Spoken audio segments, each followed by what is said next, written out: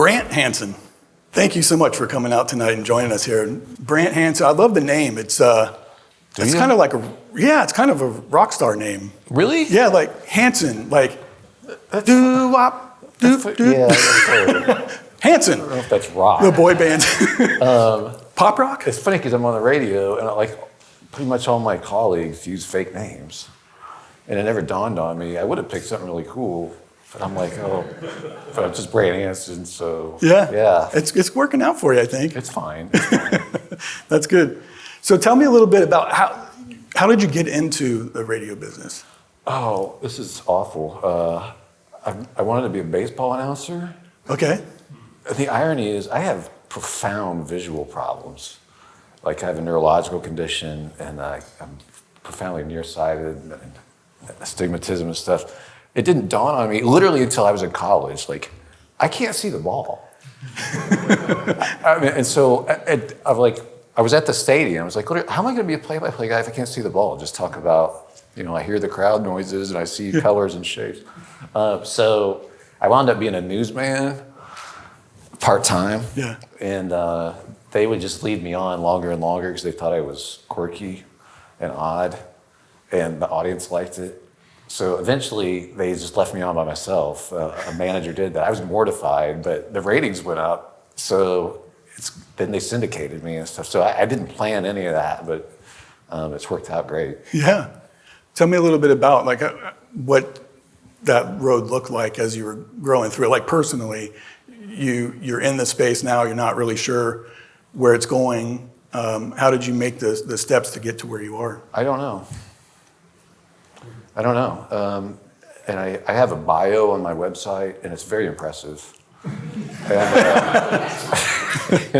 But underneath it I have, and here's the real bio. Right, I saw that. It's like, Brant doesn't know what he's doing.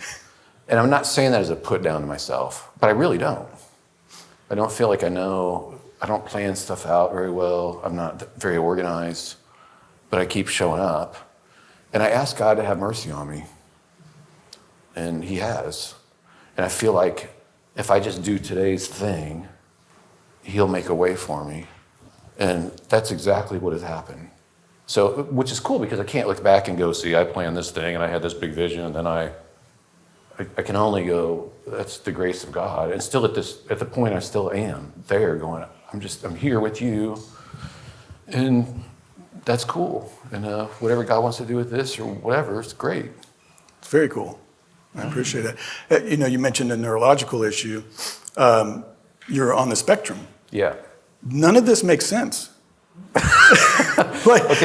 You're on your radio personality. You speak on national level. You're author. Like, how does that work? So a couple things. I have a couple neurological things. Number one, and this is tough socially. My eyes move back and forth, so you might pick up on this on the camera, and it's distracting. So even when I speak to groups, I have to say, hey, my eyes move, and so when I read something, my head moves back and forth. If I'm focusing, I've had this my whole life. So people think I'm disagreeing with everything all the time. And I have to give that as like a caveat at the beginning, it's a disclaimer, because if I'm speaking, literally sometimes I'm reading the Bible, I'm like, well, check this out, and they're like, he's disagreeing with the Bible.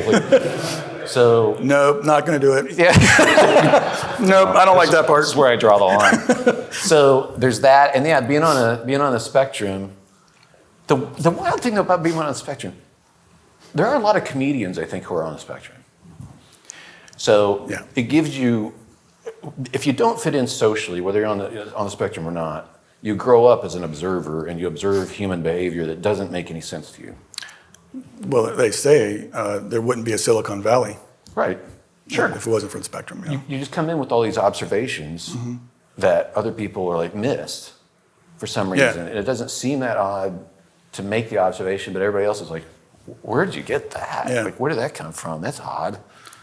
So I actually think it's helped me. And it didn't help me in middle school or high school. Like, I didn't have any dates or anything like that, although I wanted them. But cue the violin. I think it helps me now, so like professionally. Totally. I've done a lot of documentaries on autism.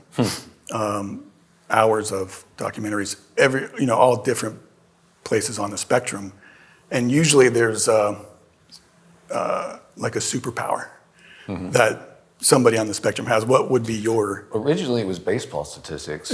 Yeah. So I still have all these statistics from the 80s and 90s, like nobody cares about.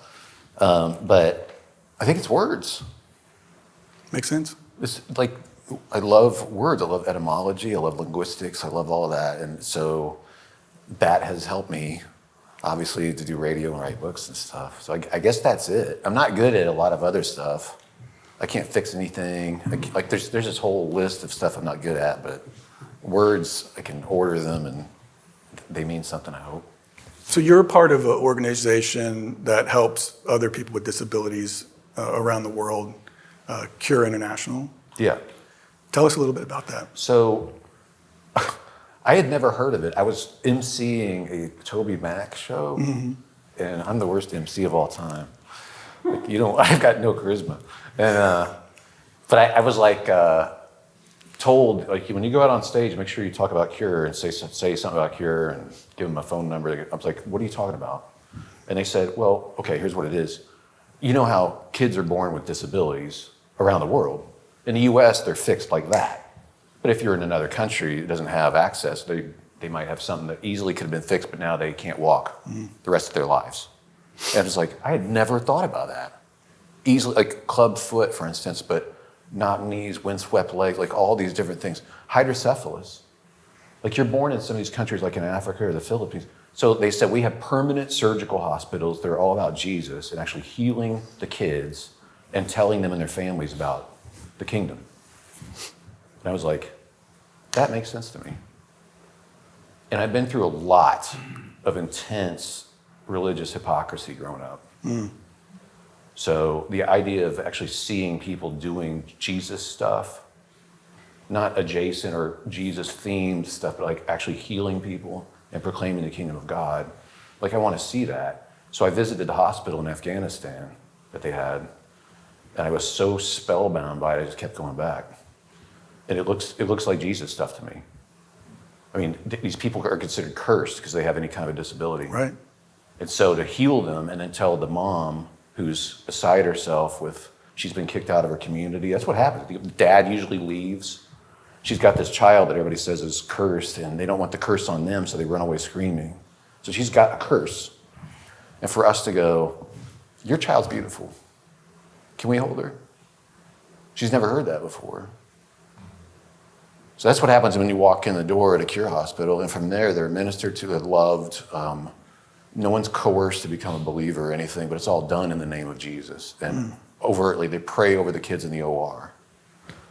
So when I go into the OR, and I've been to almost all these hospitals, but to me, that's the best worship service I've ever been to in my life.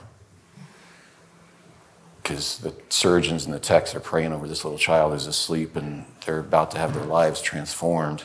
And we're able to say, you're not cursed, you're blessed. And mom, you've been crying for years, asking God for help for your baby.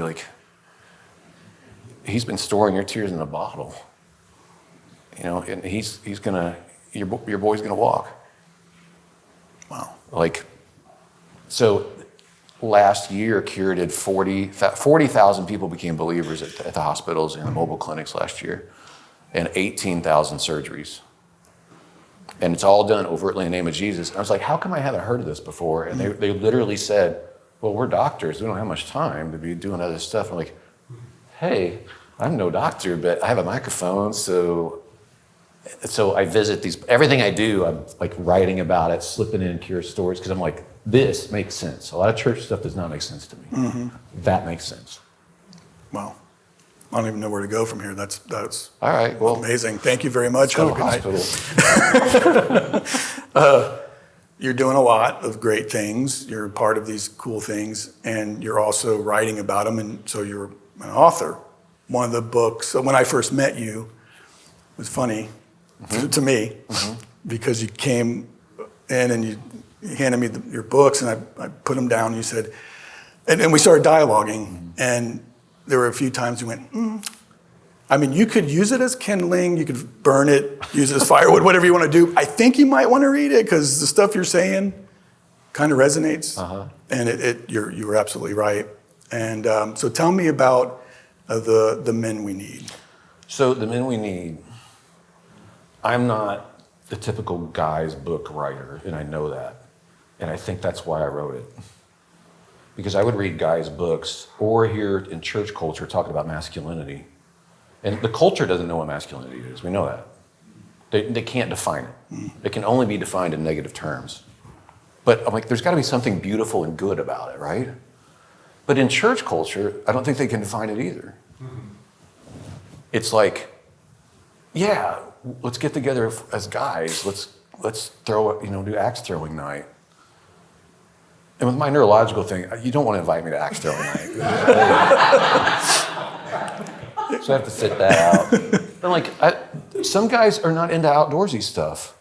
Why is that always associated with church people? It's like, let's go camping. Fine, camping's great. Axe throwing's great. Big trucks, great. Hunting, great. I don't do that stuff. I play the flute. I literally have a flute and play it. I enjoy it. Like I like music, I like art. Am I not masculine then? And what is the definition? And when I would ask even church people, they're like, well, look at this book. It's about, see on the cover, this guy's climbing this mountain and men need to be men. Okay, I know men need to be men. What are you saying? Well, I'm saying we need to stand up and be a man. Right, but what is a man? What is the definition? And it can't be something where you're just locking into ex-Navy SEAL, and also drives a big truck and is jacked, and like there's got to be something deeper and better. And the fact that no one's articulating this, so that's what my book is about, trying to go, here's what I think it is. And once it clicks, and the thing is, it doesn't take very long. Within the first few pages, you're like, that's it. And women are desperate, honestly, to get this book in the hands of their husbands and boyfriends and whatnot in a way that's not insulting, because they're so attracted to this definition of man. They're like, this is actually what we think is hot. It's funny to put it that way, but it's true. So that's it. We could talk about that. I think we should. But it's like that's instructive, like for the younger guys here, to have an actual vision for manhood rather than this amorphous idea. Because a lot of Christian young guys too are falling for the influencers like Andrew Tate. Yeah. Like he's jacked, he's ex-UFC or whatever, he's got the cars, he's got the women, he's got the money, and even Christian young guys like, well, he's got the cars, he's jacked, he's got the women. Like, no, actually, according to what I'm saying manhood is, he might be one of the most unmanly people on the planet. Because manhood is about providing security for the vulnerable and protecting people. And he's using vulnerable women, and he's not being with his children.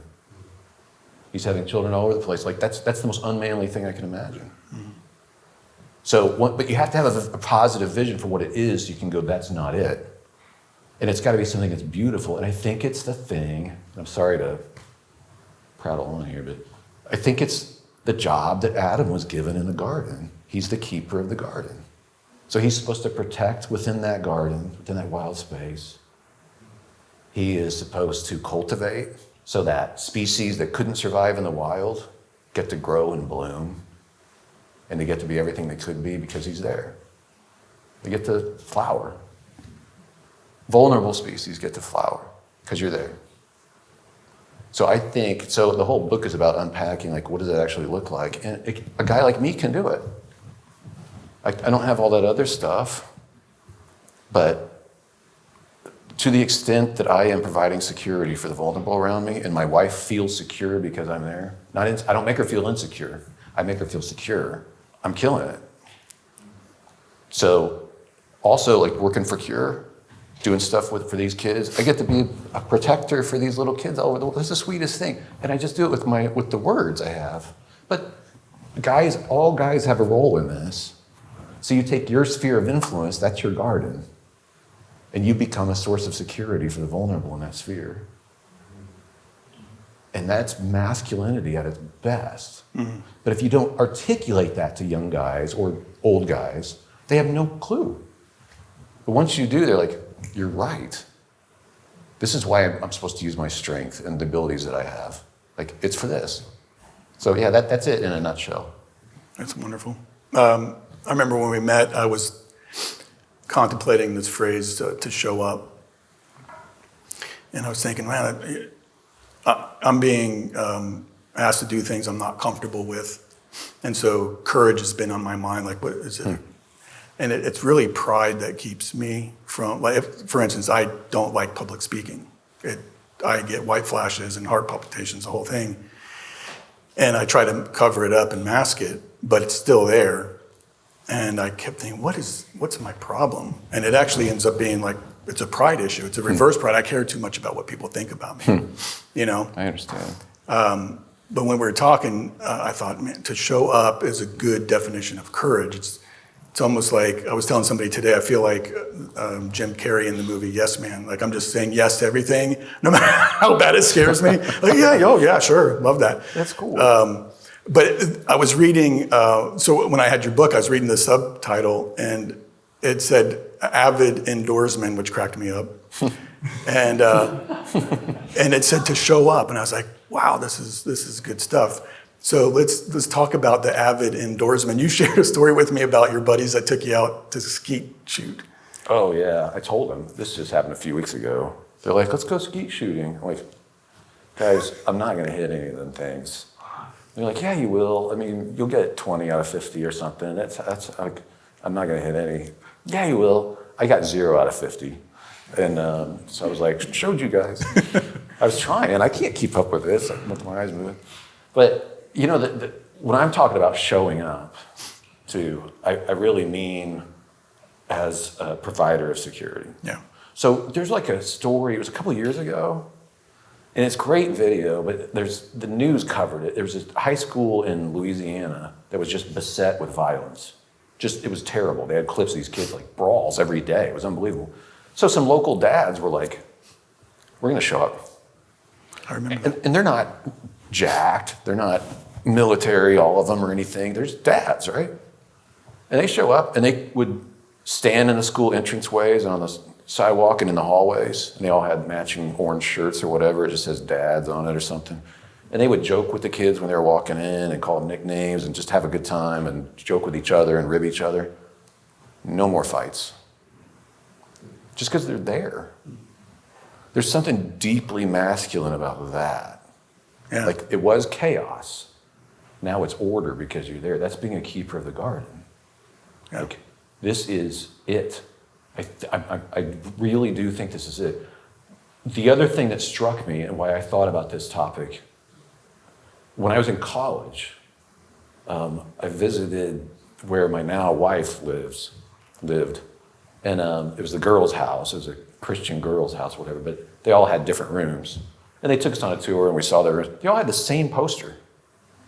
It was the weirdest thing. Every single room I walk into, it has the same poster of this guy, same guy, in a profile. He's got no shirt on. He's in a profile and he's holding a baby. He's looking at this baby. I'm like, what's the deal with this guy? Like, why is he so wildly attractive? There's a lot of guys. There's a lot of pictures of that guy, probably. You could have a different picture of that guy. And they're like, oh, he's cute, but it's not about him. Look at the way the baby's looking at him. And so he's looking down at this baby, and the baby's just looking at him like, I'm okay with you, aren't I? Like, you can see this, the eye contact, that the baby is secure. And that made that guy the hottest man on earth to them. And it's still like the #1 selling poster of all time. Really? It's called L'Enfant. It's a French guy who took this picture. And it resonated so much with women. And that taught me a lesson too early on. I was like, that's really interesting that women find that attractive. Obviously, I was 17, so I'm like dialed into this. Like, okay, this is something for me to note. But how that's played out in our marriage, my wife has said at certain intervals, wow, that's attractive. And one of them was when we got hit by like 3 hurricanes here in South Florida, and I kept having to put the shutters up. And she said, it's really hot when you put the shutters up. I was like, really? well, okay, so I went on the air on a local radio station the next morning. I was like, my wife said it's really attractive when I put the shutters up. Every phone line started going with women. Going, oh, my husband is never more attractive than when he's putting the shutters up. Like, that's fascinating. Yeah. So again, it's about this. He's willing to show up. He's willing to do it. If she doubts that I'm willing to do what needs to be done, she feels less secure. I'm less attractive. When I was writing the book, I even included it in the book, there's like this thing going on out in front of our house. It was weird because it doesn't normally happen, but there's like a bunch of young people wrestling or goofing off. It was maybe 20, 30 out in the street. It's 11 o'clock at night, and we're upstairs in bed and trying to sleep, and she's like, there's all this commotion. She gets up and like she's looking out the blinds and stuff. And I'm like, don't worry about it. You know, we'll just turn up the noisemaker louder or something. She's like, no. And she went downstairs. She's like, didn't know what to do. She's like, maybe I'll call the police. And I'm just lying in bed upstairs now. I'm like, Brant, get up. So I get up and I walk down and I go out the door to confront this crowd. And as I walk out, they disperse. And I believe that they did not see me. I firmly believe that it had nothing to do with me. Like, it was good timing. And I walked back in, and she said, that was hot. I said, but I didn't do anything. And she said, but you were willing to. Again, this tells me something. She's very attracted to me when she can rely on me to be a source of security. When I am a source of insecurity, I'm not attractive at all. Like, this is good news for guys who think you have to have a six-pack, you have to be jacked, you have to have a big truck, you gotta, whatever that is. Because actually, if you're all that stuff and you make your wife feel insecure, like you flirt with other women or you are all about yourself, your own body or whatever, she'll resent your muscles. She's not gonna want to be near you. She's not gonna find you attractive. And if you're a little bit out of shape and you're not a model and you're not SEAL Team 6 or something, but you just exude security for her and the kids and people around you, you're golden. Yeah. So I in the book I say, I'm not telling you this, especially for young men, or I'm not telling you this so that you're like, now I know how to be hot. I just want you to know that women intuit what real masculinity is. They're brilliant about that. So that should tell us something about what masculinity is when it's at its best, that women universally resonate with this. When I talk about it, they're like, that's exactly what I want. Yeah, that's amazing. I think about a lot that it's so diverse what makes up a man. A lot of times, like you're saying, we're talking about their hobbies, though. Mm-hmm. You know, like I have a motorcycle. I think it's cool. Do you? Yeah. It is cool. See? I'd get killed on it, but we have our rules. Yeah, well, that's the thing. There's not a one-size-fits-all to this thing. Yeah, totally. And what you're talking about is really what's in here. Yeah. We talk about identity a lot, and I made the mistake not that long ago even of defining my identity by all the things I do and not the character and virtues that I stand for. And so my life got upended through divorce. And my identity was ripped from me. And I stood there in this rubble thinking, who am I? Mm-hmm. I went back to the two fundamental questions I guarantee everybody in this room has asked themselves at one point in their life. Who am I and why am I here? Mm-hmm. Identity and purpose. Mm-hmm. And those were taken from me. Mm-hmm. And what I found was I had to dig deep and rediscover who I am. Not in the things that I do, not in any accomplishments, but in the things I believe in. That's smart, because there's always somebody better at whatever you're doing. It's true. I got tired. I got tired of that in broadcasting. Like a lot of people go into media because they're needy. No offense. I mean, when you're in media, well, I'm needy. It's all of us, right? Right. But what we want to do is become less needy over time. we don't need any more needy old guys. We need guys who are secure and at peace. So this whole process of all the stuff that you've gone through and what stuff I've gone through, like hopefully there's an end to this where there's actually some guys who have some wisdom and they're not all about themselves. Yeah. And they can actually listen and be okay with other people and pouring into them. And it's not all, they're still chafing for significance. Kind of sounds like Bible. the elders teaching the younger. I don't know. Yeah, something like that. Something like that. There's a proverb in there somewhere. I try to tell younger guys, like, you set that trajectory now. Because that's why, and C.S. Lewis talked about this, like early on you nip certain attitudes in the bud because you set this trajectory like you're going for the moon and you're off just a little bit here, but then you miss the moon by 4,000 miles. You start off just a degree off. But that's how you wind up with a lot of older people. I feel like you get more and more of a caricature as you get older, for good or ill. Like you can become this person who's a source of peace, and just like that guy's a saint, or that woman, like she listens, she cares, or you become the guy at Publix that hits you with his, shopping cart out of rage. Like, what happened? Yeah. You can almost see it on their face. Like this didn't just happen right now at Publix. This has been going on for decades, where it started like this, and now you're just anger. So I do have that goal in mind of for all my neediness, I want to wind up not so needy. Mm-hmm. Yeah. Well, you wrote a follow-up book speaking about younger men. Yeah. So you have that. Where did you go with that? That's different from the men we need. Just shortened it. Honestly, because young guys don't read that much. So I did. It's the same message. I always got frustrated because I was a church kid. My dad was a pastor and whatnot. But when they would be like, here's Christian something and we want you to read for teens. And it always felt a little bit insulting to my intelligence. I always thought I wasn't super smart or something. So I didn't dumb it down too much.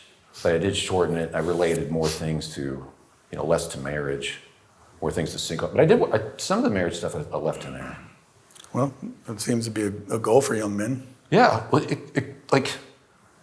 the thing I was trying to communicate, and I did this in the Men We Need too, but guys now, you know this about the culture, it's like the ethos is, as long as I don't hurt anybody else, what's the problem? And so the question literally is, this is a huge problem internationally, where young guys just stay at home, play video games, and do pornography. And let's say, take the obviously destructive part of pornography out of it. Let's say it's just video games. If a guy, and I asked this question in the book, let's say there's a guy named Jake, he decides, I'm just gonna play video games. I'm not hurting anybody. I just stay in my room. I play video games. I'm not hurting anybody. What's the matter with that if I'm happy? Well, you are hurting people actually, because we needed you. God gave you certain abilities and strengths, and now we miss out on that. We needed you. So you are hurting people. So like falling for fake stuff, pouring your life into fake stuff, it's not benign. There's a woman that might have appreciated you. There's people in your neighborhood that might have benefited from you actually growing up. So, but young guys need to hear that in particular because they literally haven't heard this before. It's remarkable. When I speak in schools or whatever, they're like, huh? Like, yeah. Yeah. Well, you talk about showing up. Where are the dads? We know that's an issue. Mm-hmm. And then we riffed a little bit about identity and purpose and leadership. Like, how does that all play into, the message that you're sharing with people? Well, I didn't write a leadership book, but the result of it is leadership, and including in your own orbit. That can start even when you're in high school. You don't have to be the dad of the house. You can start providing security younger than that. And young guys resonate with this. That's what's incredible too. 9 years old, I told my son, it was almost on accident. He was picking on his little sister, and I came into the room and I said, Justice, his name was like, you're picking on your little sister. You're supposed to defend her. And now I'm having to protect her from you. You betrayed your role. You're supposed to protect her. Now you're the problem. And I honestly don't think we ever had that problem again. Like, he got it. Young guys get it. I used examples in the book with very young boys that are told, their dads actually told them, this is your role. You can actually do that for your mom now. You don't want to be a source of insecurity for your sister or your tone of voice with your sister or your mom. Watch it. Because if you're making her feel insecure, you're betraying your whole purpose. And I just think that when guys do get that, the end result is they do become the focal points in leadership in a beautiful way, not in a top-down way, but in a servant way that sets the tone for the home, like sets a beautiful tone. And having a dad or a man in the house who you're worried is actually a threat is awful. I can say that from growing up. Awful. So doing the inverse, where you're the source of security, is just so life-giving. What would you tell the junior high schooler Brant Hansen now? The way that you felt, put yourself back to who you were and the situation you're in, and what would you say to yourself now?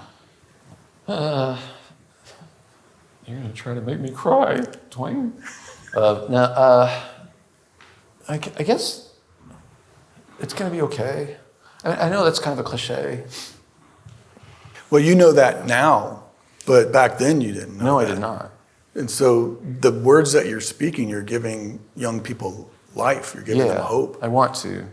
And well, you are. The things that you've said tonight, I'm just thinking about the young Dwayne.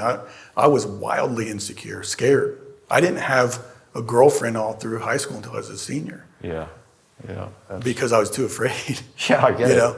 Yeah. And there's lots of backstory. Didn't have a dad, heroin addict, this whole thing. But man, I needed that. Yeah. I love when I do talk with younger guys and like saying that I'm on the spectrum. I show pictures of me when I was younger, like with my gigantic glasses and, just, you could tell this guy. Did you have like the braces and the retainer? I have it all. And always the smallest, but I like establishing that because there are people that are in the audience who go, okay, yeah, I get that. Enough posing, like we have enough impressive people, really.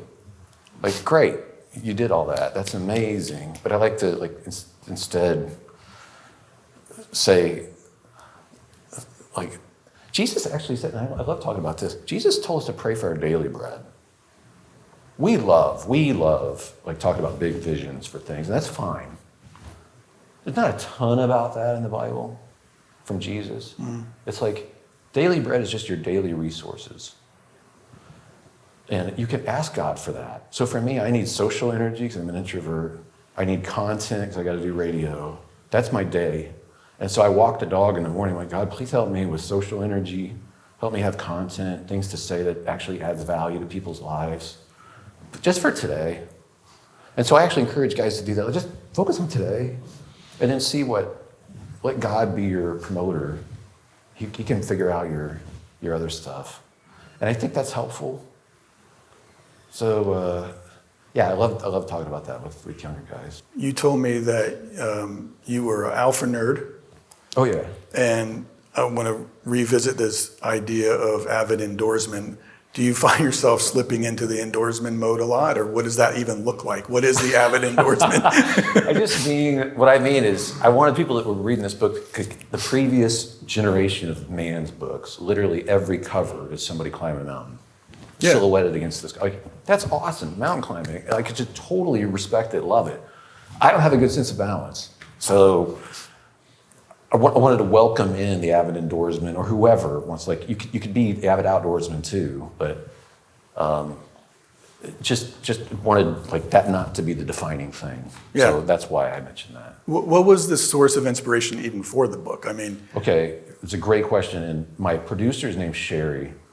And she's brilliant. She's from Pittsburgh, And she grew up in an urban environment.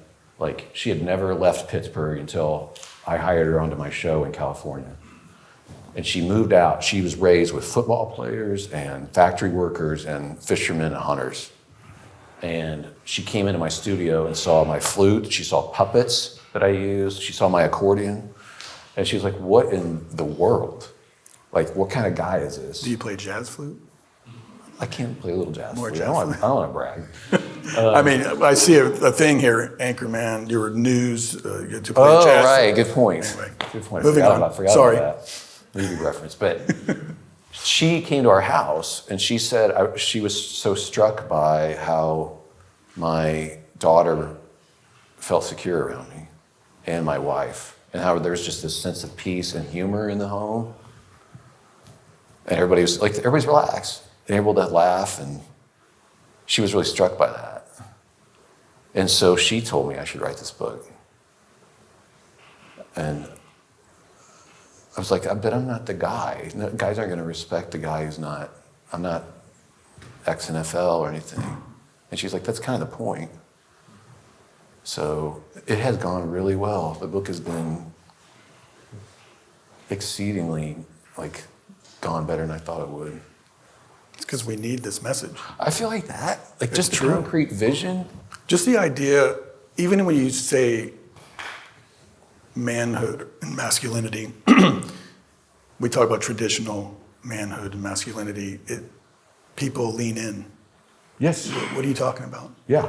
Because it's been so perverted and torn down and Totally. redefined, and I think people are just confused about it now. Totally.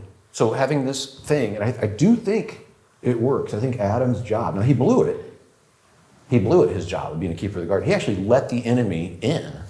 Like, he's with Eve when she's being tempted. I thought, in my mind, he was a mile away, like naming the animals or something, but she's there, he's right there with her.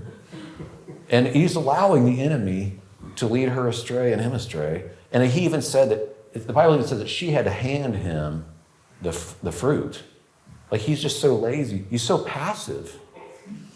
And so that's something that I talk about in the book. Like, the culture nails toxic masculinity all the time. And there is such a thing. There's a domineering masculinity that's toxic, no doubt about it. Yeah. But what's wild, if you talk to counselors, they say what we see more is toxic passivity with guys that have checked out. So they're like, yes, dear, or not really engaged. And they said they see that more, and that's where Adam failed. Yeah. Well, it resonates because, I went to work all day and I had to deal with putting all these fires out, and everybody needs something, and I used all my words because we only get so many words, guys. And I get home and the kids are all needs, and wife has needs, but I just spent everything. So I'm just going to go sit over here. Yeah. And I understand. Yeah. Yeah, I get it, and I have had to struggle with that temptation a little bit to do that.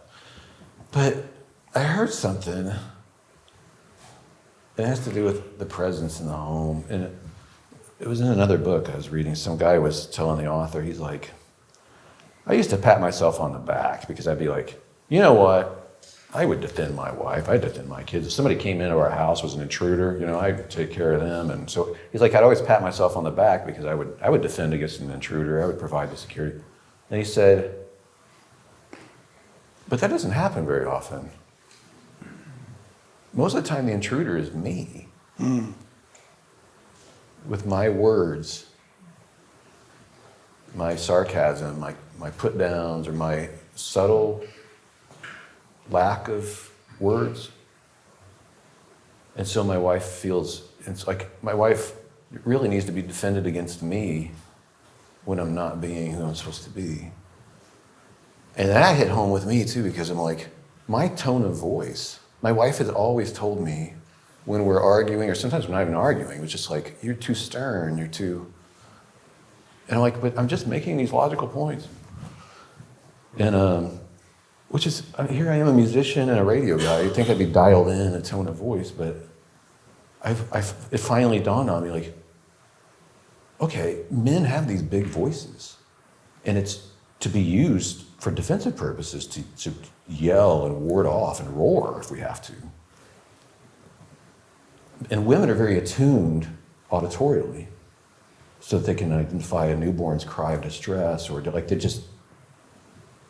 So that's a lot of power. And for me to take my voice and change the tone, she loved that. Like, there's these subtle things inside a home where it's like, I'm going to be kinder to her than I am to strangers. I've decided that. Like, instead of being nice to the stranger, and then as you get closer in, I'm going to take these people for granted, and I talk rude to them. Like, no, I'm going to invert that. Like, I want to be more polite with the people closest to me than I am outside of that. And you can do that. But I just had to learn this stuff over time. But that's the stuff I'm trying to say in the book too, because all of that is about security. Again, even tone of voice, or even the willingness to be engaged when you're tired. If she's worried that you're not going to be engaged, that breeds an insecurity in her. So that's not what we want to do. That's good stuff. What do you think's the most pressing challenges men face today? It's that lack of vision, not being told what it actually is, and even in the church, that this is your role. Because how do you give up stupid stuff? I was on Focus on the Family, and they're great, but Jim Daly said something on the show. He's like, look at all these men that are into pornography. Like, young men, like 78% admit that they've got it. Like I know that's wrong. Right. Pornography's bad. But if you don't have a positive vision for what you're supposed to be doing, you fall for all sorts of stupid stuff. Yeah. That's in anything. If you want to give up any addiction, you can't do it for nothing. You have to give it up for something you love more. So if you're not giving young guys an actual vision for this is what life is, here's how you're supposed to use your gifts. You're good at this, you're good at that, you're not good at that, but you're good at this. But you use it in the service of being a keeper of the garden. Whatever size sphere of influence you have, it may be little, big, whatever, but you use it for that purpose. Okay, got it. Like, once guys understand that, they generally do respond, not everybody, but they do respond. That would be wonderful, because then you would go out in your neighborhood, if you saw a pack of 20-year-old dudes walking around together, you wouldn't be like, oh no. You'd be like, good. We got a bunch of people in their physical primes ready to defend the garden. Like, if somebody wants to mess around in this neighborhood, we got a bunch of 20-year-olds outside.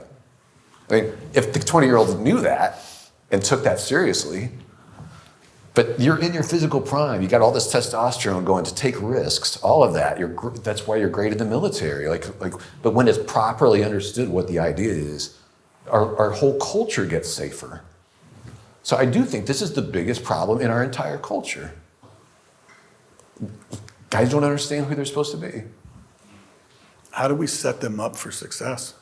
That's a good question. Well, it starts with relationships that we have. I don't think, the joke I was toying with throwing out there was, everybody should buy my books and whatever. But I don't think you have to. I think you probably already got it. I think you already probably got what I'm saying. Because I think it resonates when guys hear this, they're like, that's it, as a general rule. So share this with people. I think younger guys, but other men, like, it's a pretty simple concept to say we need to be able to actually say what it is, and I think this is what it is, and then unpack all that follows from that. Without unpacking all of what it is, give me, 3 or 5 practical steps. This is how you start. Well, okay, your spiritual life, you have to take responsibility for it. And that is not a guilt trip. Okay, and it sounds boring. Like, okay, yes, I gotta be a good, better Christian or whatever. Like, that's not what I'm talking about.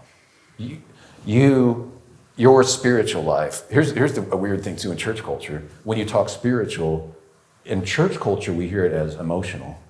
Mm-hmm. Like, oh yeah, spiritual, that's when I'm at the thing and they do the song and then they modulate and then the instruments drop out, it's just the drums, and then they come back in and we modulate up again, we repeat the chorus again, and everybody gets goosebumps and throws their hands up. Like, yeah, That's not it.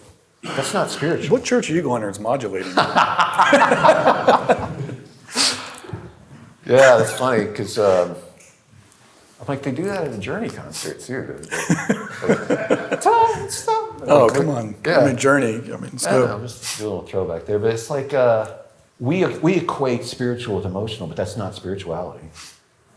But it throws guys off because if I don't feel the same stuff that my wife does, then I'm not as spiritual as she is. Right. And a lot of guys think they're not spiritual, or they're missing something, or they're just like, I don't feel God around. Everybody else is having this moment. I don't feel anything. Something's wrong with me. Maybe God doesn't exist, or maybe he's mad at me because he knows about my problems. That's a lot of guys, probably most. I'm here to tell you, spirituality is not emotion, it's obedience. It's loyalty. It's loyalty to God. It's hesed is the word in Scripture. Loyalty, a believing loyalty. And as a man, where I don't have a lot of warm feelings about God is in this room right now. I don't. Some guys do. That's great. I don't. But I can be loyal. So maybe we shouldn't be talking about what we should be doing. We should talk about the undoing. That? The Christian culture and manhood specifically. Yes, and who you're becoming. Mm-hmm. And that's what God is most interested in, I'm convinced. He's interested in who you are becoming. And so this practice of what I'm saying, like, okay, loyalty I can do. When I take my dog out in the morning, that's my trigger to start talking to God. He wants to partner with you in life. That's what he was always been looking for with Adam, with Eve, with Abraham. He's looking for partners. They're flawed. You're flawed. Fine. He wants to partner with you. So you talk to God in the morning about what you and he are doing in life together. That's prayer.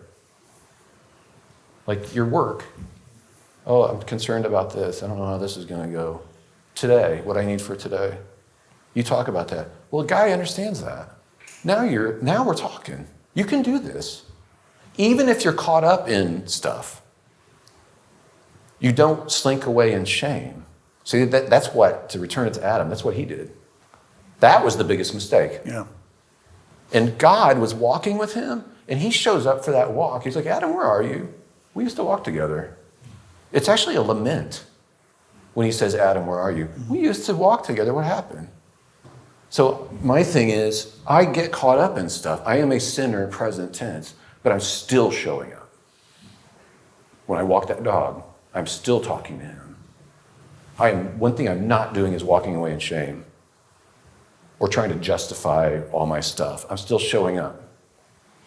So that's what I'm telling guys to do, because that is what's going to shape you to become a different sort of person, where your reactions to things are different. You actually grow up because you're actually spending time with God. But if you feel like you're I'm never good enough, I'm not emotional, I don't feel God around, what's the matter with me? No, just you keep coming back. It's going to change you. The other thing I would add to that about you decide now who you want to become. That's the trajectory thing we were talking about. And the biggest factor in this, there's one big factor about who you're becoming. It's what you pay attention to. I'm convinced of that. That's everything. Expound on that. Your brain, everybody wants your attention. They will pay for it. They are paying for it. They want it so bad. Everyone's vying for that one thing that you have that's more valuable than anything, and that's your attention. But what you pay attention to shapes who you're going to be tomorrow. There's no doubt about that. You literally are paying to attend something with your brain. But there's no doubt about that. So if you put your mind on foolish stuff, you're going to be a fool. Conversely, if you're memorizing scripture, which sounds like a really churchy thing to say, but it's not. It's actually, churches, I don't think, push it enough. To have that in your brain, you can turn over wherever you are. You're in an airport, you're on a baseball field, you're wherever you are. You've got that in your head, and no one can take it from you. The truth. Wisdom about who God is and how good he is and what you've got to be thankful for. That is the most punk rock thing you can possibly do, because they can't take it. And you can turn that over in your head wherever you are. But then now you're paying attention to things that are actually going to bear fruit that's not going to bring you into death. Like, it's not going to ruin your life. So that's just everything. I don't know, like, what I'm paying attention to today, that's who I'm going to be tomorrow, and I don't think there's any way around that.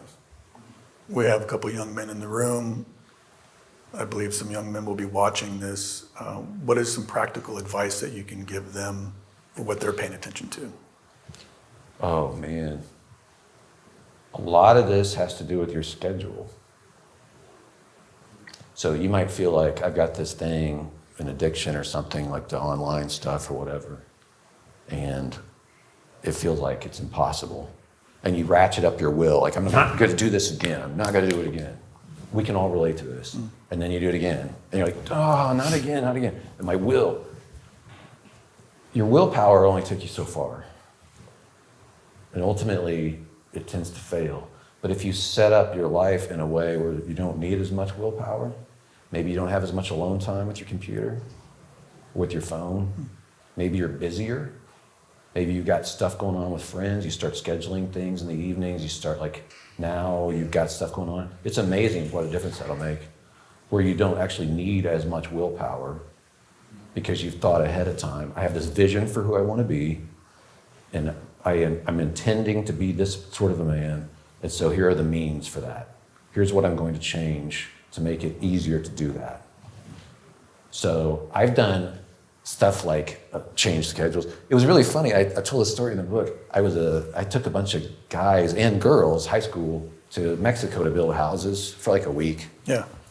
And we're in the desert, and we're working all day, we're together, nobody has any alone time, there's no free time. And I asked these guys I was especially, like, had a good rapport with at the end of the week, I just thought to ask them, hey guys, have you like really struggled with lust this week? And I know these guys, that's always their issue. And they were like, no. And they started laughing, like, we haven't had time.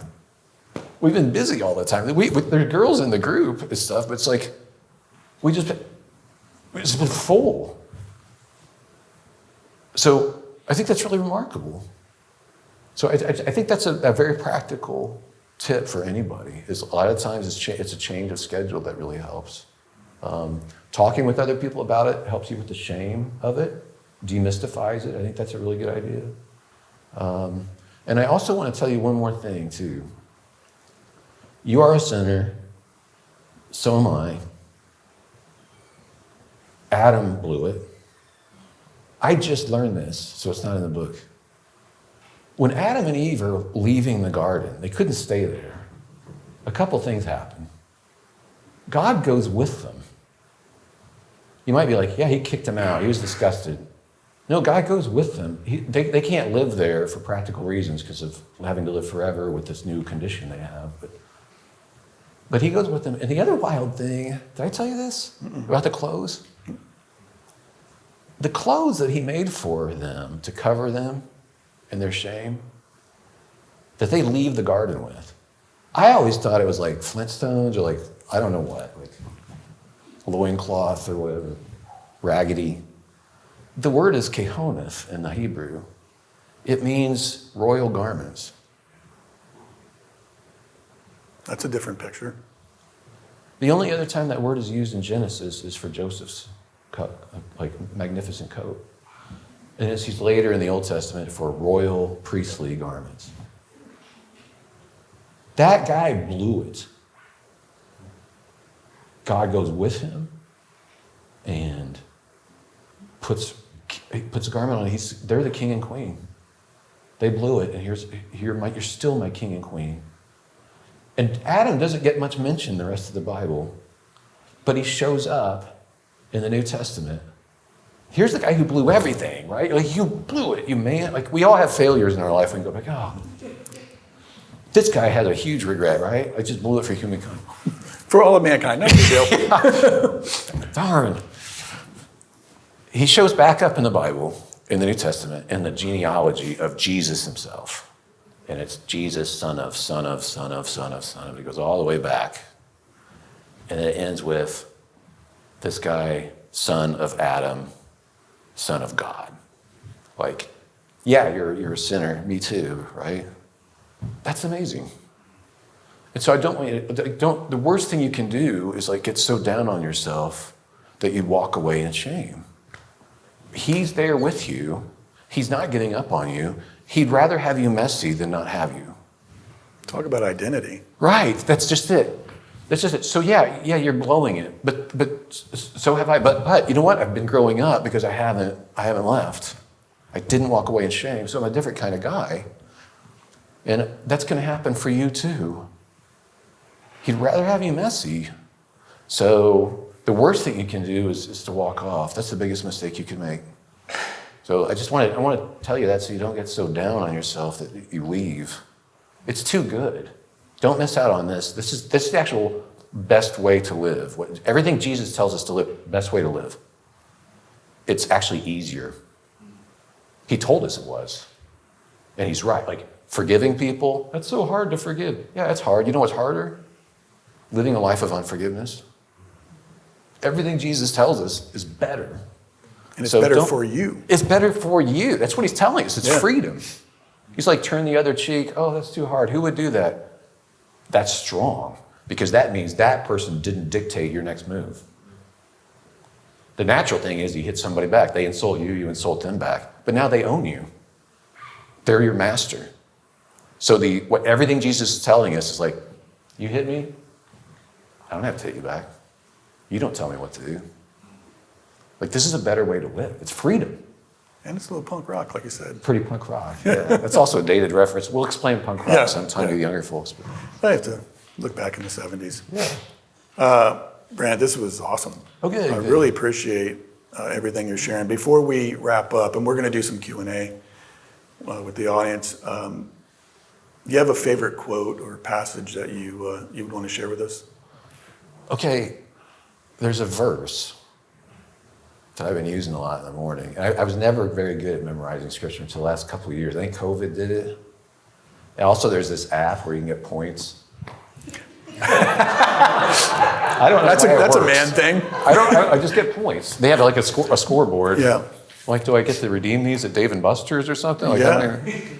But it's in the King James Version, and it's in Psalm 143:8. It says, cause me, I say this in the morning when I remember to, when I'm walking the dog, cause me to hear thy loving kindness in the morning, for in thee do I trust. Cause me to know the way wherein I should walk, for I lift up my soul unto thee.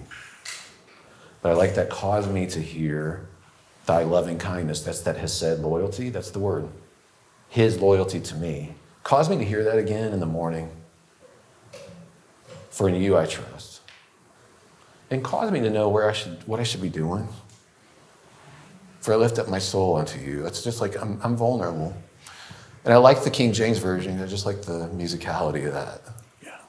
So that's been a good one for me lately. That's the thing that jumps into my head. It reminds me also of that verse, I believe, but help me with my unbelief. It has that same kind of tone, you know. And I love that Jesus' answer to that guy was, I'm gonna heal.